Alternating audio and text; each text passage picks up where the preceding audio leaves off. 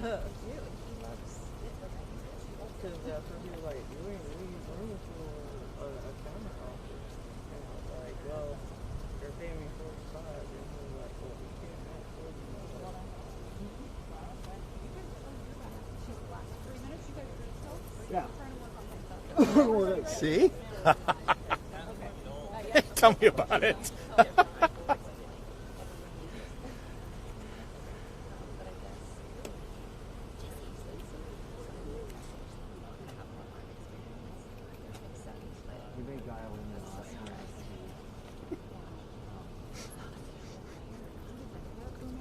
Yeah, yeah.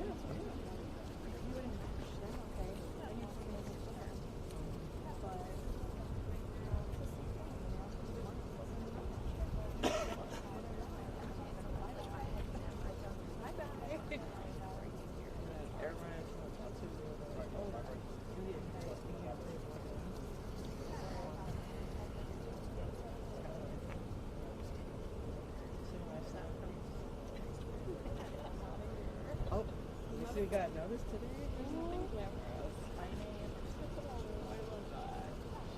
Sarah hates it.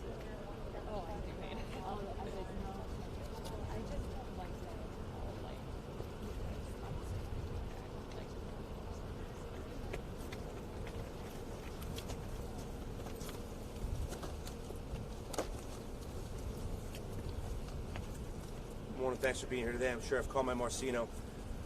What you see behind us, about 8 a.m. this morning, the Lee County Sheriff's Office received a call for service about a domestic physical in progress. Upon our arrival, our deputies located 2 females deceased from apparent gunshot wounds. We immediately began the scene, we worked, we contained the scene, and we encountered our suspect. Our suspect had a firearm. He did not present deadly physical force to our deputies. I'll be clear, if he did, he wouldn't be in the back of a squad car. He wouldn't be in custody. He'd be a job for the medical examiner and 6 feet under in a casket.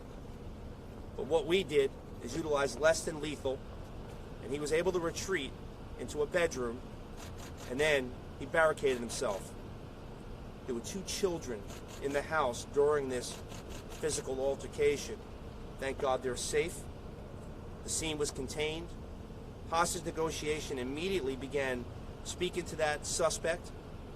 All hands on deck, and I'm also very proud to say we have SWAT team members that are on patrol that are able to respond in neighborhoods immediately and handle the scenario just as if it's a SWAT call out, which it was. After negotiating him and speaking with him, he peacefully gave himself up. The scene is contained, it's isolated, our suspect's in custody. The major crime unit will immediately begin this investigation. And I will tell you, it's a very unfortunate incident.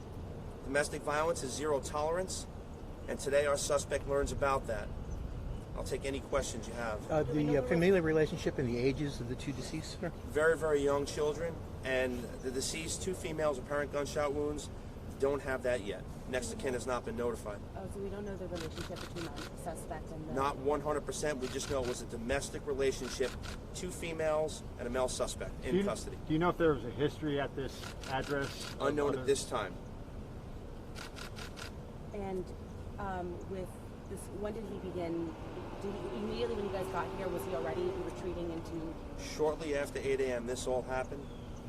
We received the call. We immediately engaged him. He had a firearm but did not present that deadly force.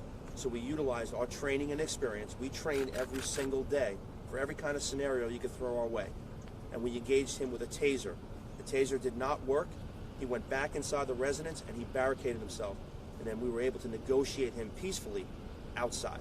Where were those 2 women found? Outside the home or inside? One of the deceased is inside the residence in the kitchen. The other is across the street. So this was it's a large scene, but it was contained immediately with our suspects, so there's no danger to the general public.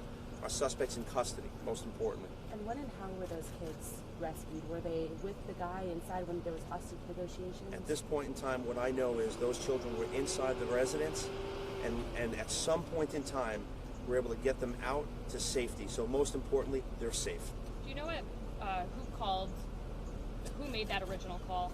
What I was told that a local neighbor observed the physical altercation, and it began, and then it kind of spilled out into the neighbor's yard.